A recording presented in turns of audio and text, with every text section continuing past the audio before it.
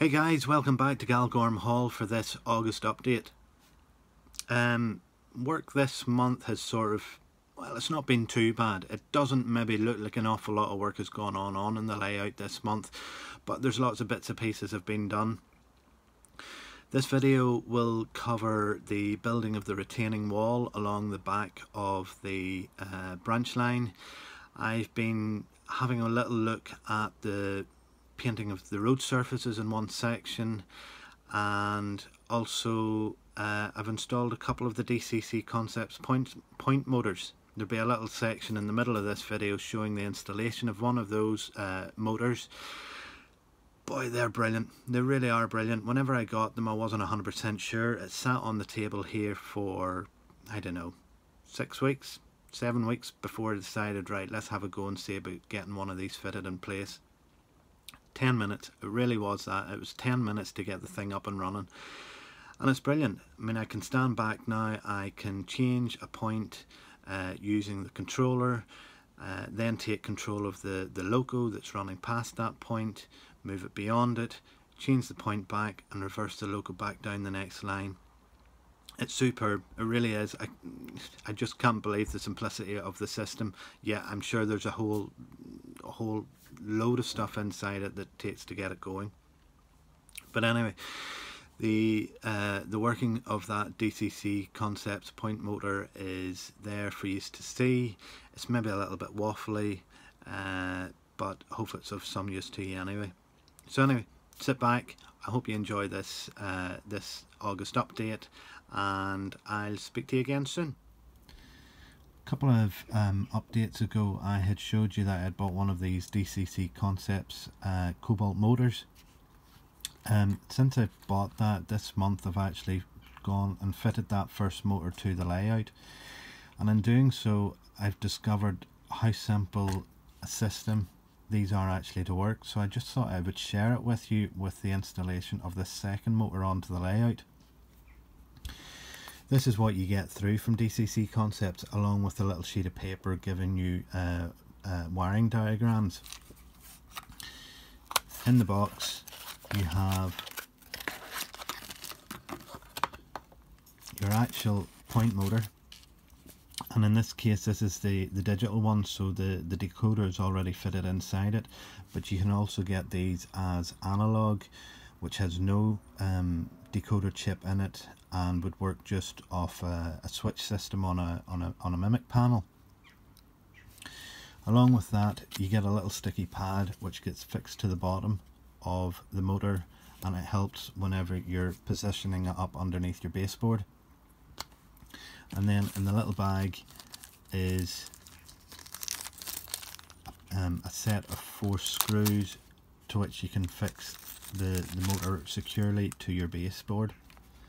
You've got the little wire that feeds from the motor up through the baseboard and in through the point itself, and a little guiding strip for that wire so it doesn't swing too much out of position. So the first thing that you have to do is take your wire and you feed it into the top of the 2 holes that are positioned on the motor, and then take one of the wee screws that's included and screw that into place.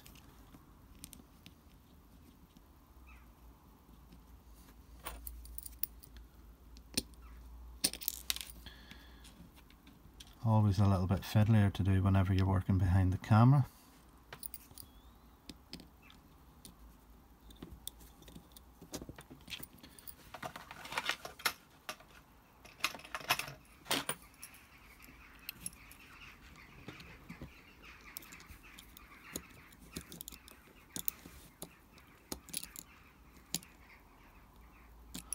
There we are. Okay, that's in place. And then your little guide plate through the center hole. Now there's actually 5 holes in that little guide plate, so if you have to off center your point motor, maybe you're up against a supporting beam underneath your baseboard or something like that, you can off center it slightly and it will still work just as well, which is a nice little touch to have. And that slides down in there. The point motor comes set in a central position, so whenever it comes to lining it up with your point on the baseboard, you simply have to have your point set in the center, feed the wire up through and affix it to the underneath, and that's it set in position.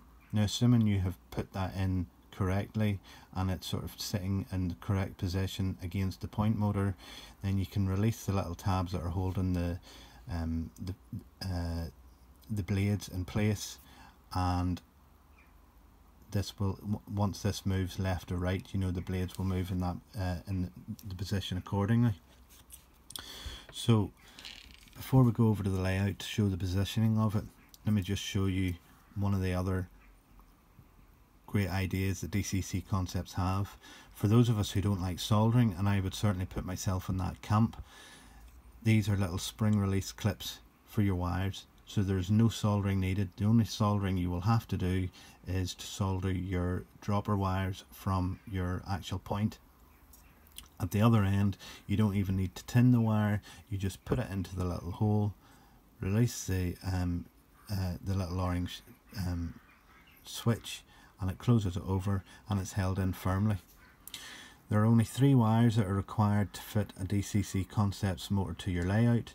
Well, in my case it's a red and black wire, you know, for the positive and negative side of the point, and your polarity wire coming from your point as well. So that's 3 wires using first 3. Now there are additional positions there, and that will allow you for setting up lighting systems on a mimic panel so that you know which way a blade has been thrown. And I think also actually you can set it up that it will control signals along your layout too, but don't quote me on that. It's an area that I have absolutely no experience of, but I do think I remember reading something like that in the literature. Actually, while we're here as well, before this goes under the layout, there's a little switch on the side of the motor, and this is for the digital version. Whenever you have this all in place, the motor is being fed by the power coming from those 2 cables here, and you flick it forward into a set position, which is written on the bottom there. Once it's in the set position, you can take your DCC controller and assign it an accessory number on your controller. Once that's done, flick it back into the normal position, check it against your controller, and Bob's your uncle, you've got a working point motor. So I'm going to take over to the layout. I'll not show you the fitting of it in underneath because it's just too dark, but what we'll try and do is get a little shot of it there once it's in place, showing you the 3 wires going into it, and then I'll show you the setup of it on the controller. Right, if we take a quick look underneath the layout here, I have the point motor installed. I don't have the screws done into it yet, but it's on with the little sticky pads that come with it. And as you can see there's the 3 wires. There's the 2 bus wires, or the 2 feed wires coming from the point, and the polarity switch wire coming through it too. And those are just slotted into position in that little green box underneath, and that's it. Like I say, move those little orange tabs, put the wire up in, release the tab, and that's it, caught. Simple, really is simple. Okay, so if we take my NCE Power Cab controller, to set one of the accessories on the controller, I need to first program or change the program to the accessory setting. Now once in there, it finds the point motor in question. I've already changed the little switch underneath in the point motor to the set position, so it's found it here, and I want to set it as address 2. Now I've already done this because I'm going to have to actually move you over there to the layout to show you the thing operating. So you select number 2 and enter it. We can ignore the CV number and the value for now, and that's it set. Now if we change the set button on the point motor back to its normal position, we should then be able to see the point moving. So let's go over to the layout and have a look at that. Okay, so at the layout here, the point motor is installed, and now to make the accessory work, I need to select accessory on the controller. I'm at number 2, so I'll press enter, and then we're going from either left or right, and I think it's number 2 in this case, so we press number 2. That's it. And do it again, and press 1 for the other direction, and that's it.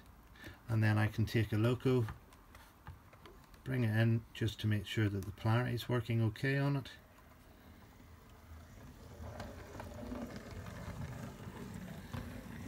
And everything's working fine there. And take it back over. And that's it. And that's as simple as that is. Now I think it's hard to remember which way number 1 and number 2 sends the direction, so I think that's where a little mimic panel with lighting on it would be of some benefit.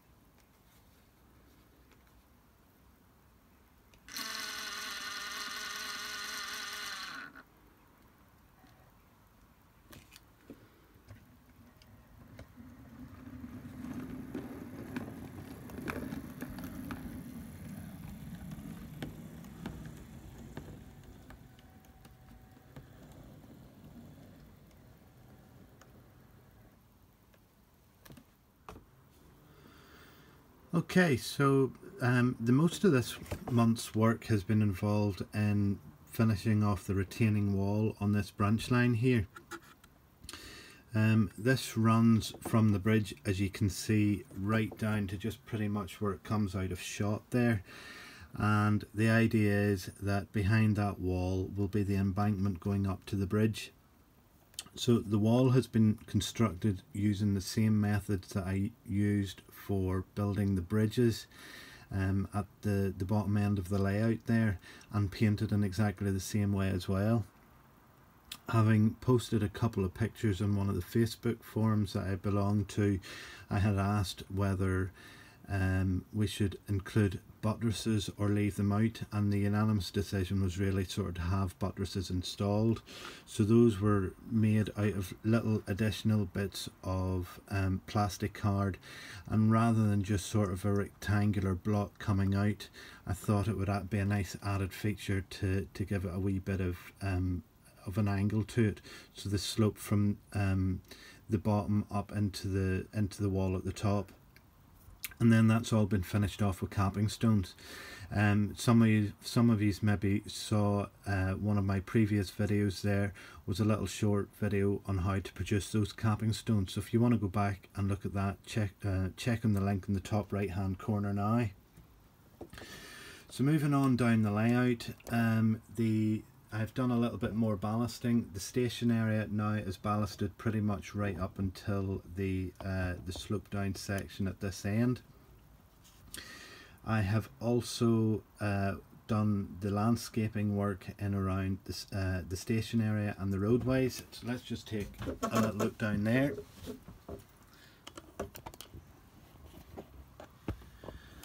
So again, I have covered this in another video in the last month. This has all been produced using just plaster cloth and newspaper underneath to help form the landscape for this feature. And it's currently just in that brown painted state, waiting for the static grasses and shrubbery to be applied to it. before I can do that, I need to look at the roads. Certainly the road underneath the bridge running over to the level crossing, and possibly even this access road going down into the goods yard area. Before I take you up to the road, let's just go back to the goods yard area a wee minute. Something I forgot to mention about the goods yard area.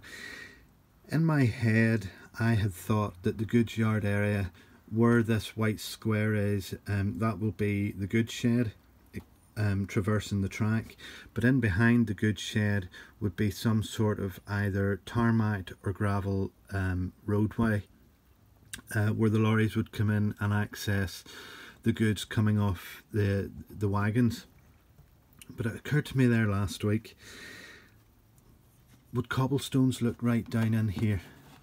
So these are the Wills cobble sheets, and I fancy the idea of a cobbled yard in this area. Now the only thing that puts me off it slightly is the fact that this is a country station. Would they have gone to that sort of expense in a country station? But then I'm also thinking, well, look at the money that they put into producing the retaining wall to hold everything back so that they could have this goods yard. Perhaps a cobbled yard would have looked right. I guess I should follow the number one rule in model railways. It's my railway, it's my choice. But some feedback from yourselves would be appreciated on this. What do you think? Would you go with a cobbled yard yourself? Maybe with a lot of overgrown grass in around it to show sort of the dilapidated state of it, or would you stick with sort of a gravel area? Any feedback would be greatly appreciated. Right, there's one other thing that I want to look at or show you that I have done this month. I'm not entirely happy with it at the minute. I think I still need to make some modifications to it, but I have actually started work on some of the road painting. So let's go up to the far road here and have a look at that. Okay, so this is the road that it climbs up the hill just behind the main line. I've decided to work on this one first because it's the one just out of the way. It's the easiest one to get access to, but my mind's still not decided as to whether I like the feature or not. The method of use to start with is that I applied a skim of tile grout to the surface and sanded that back. That got rid of any of the sort of the joins from any card that was meeting up against each other, and give it a sort of a nice smooth surface to apply the paint to. And actually I'm glad that I did, because the number of the times that I applied paint, wiped it off, applied paint, wiped it off, I think if I had just stuck with the card underneath, well, it would have started suffering from the moisture getting into it. But anyway, that's by the by. So the tile grout was applied, skimmed, left to dry and sanded back, and then I've used, it's a little tester pot that came out of the local DIY store. Do you know what? Oh no, there's the colour there. Moonlit Sky. And that sort of gave that kind of grey colour. And then on top of that, I've given it a wash of a black, sort of a grey-black acrylic. And it's been a combination of wiping it off and also dabbing it with I think it's a makeup brush of some sort. And then there was a couple of patches here and up here that I just cut out a little sheet of paper, and to give the idea that that's been patched up with a slightly newer piece of tarmacadam. There are some dark spots along the edges, and particularly at the edge of the road where it meets the back scene. Most of these can be disguised, I think, okay, once the static grass goes down. But like I say, I'm still not 100% convinced by the look of it. Looking at it on the camera, it doesn't look too bad. It's quite got the effect that I've got. Maybe these are a little bit too dark, not sure. Whenever I look at it in person, yeah, I'm still not convinced. I think maybe I need to get the static grass onto it, and that'll maybe it's just too stark a colour at the minute against the very stark brown either side of it. But it's there for now. Any feedback on the paintwork would also be greatly appreciated. Let me know your thoughts as to what how you think it looks. and if there's any hints and tips there, you know, that I can maybe use to improve it, please let me know that too. Right, well look, that pretty much wraps up what I've done this month. It's not maybe been as productive a month as I thought it was, but to be honest, there's been a lot of little detail-y type work. You know, it took sort of 2 or 3 nights working in this area here, trying it, not happy with it, clearing it back and doing it again. The retaining wall took quite a bit of work to complete as well, plus also the track ballasting, and there was a little bit of painting the rails and that to get it ready. But anyway, that's it for me for this month. I hope you enjoyed the video. I hope you find it informative. Please leave any comments below. I really appreciate getting them. If you haven't subscribed to the channel, please click that subscribe button and the little bell so you can get notifications of any updates that are coming through. And incidentally, on the subscription side of things, I think in my last update I was in around the 350 mark. As of tonight, I'm in around the 425. So I've picked up about 75 new subscribers in the last month. I mean, it's fantastic. It really is fantastic, and I really appreciate all those that are coming on board to join this this journey along for this model railway build along with me. So appreciate the support. Anyway, enough rambling from me. Look forward to chatting to you again soon. So bye for now.